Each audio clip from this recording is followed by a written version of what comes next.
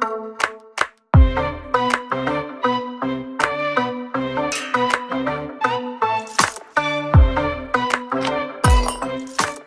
this video I'm going to show you how a compiler works and in how far it is different from a generator.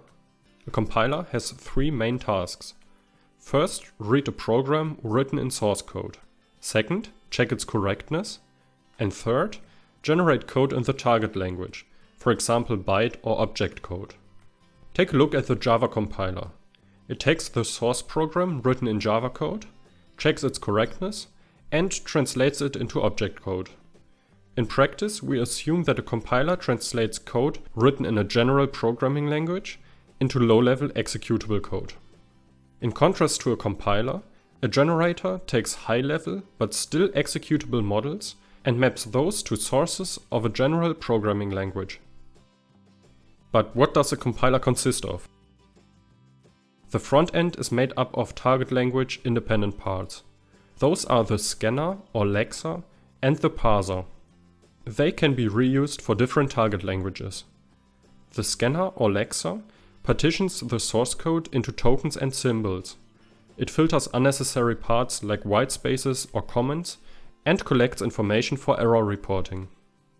Check out the following input.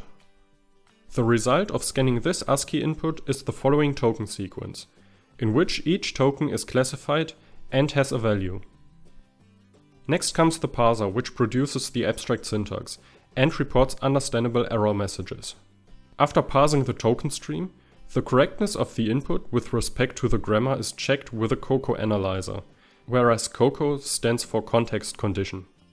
The backend is the source language independent part that is reusable for different source languages.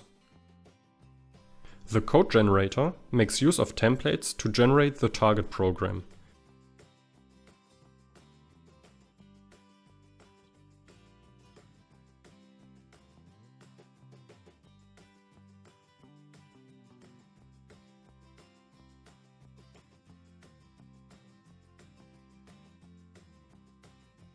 Finally, the error printer is used to print understandable error messages.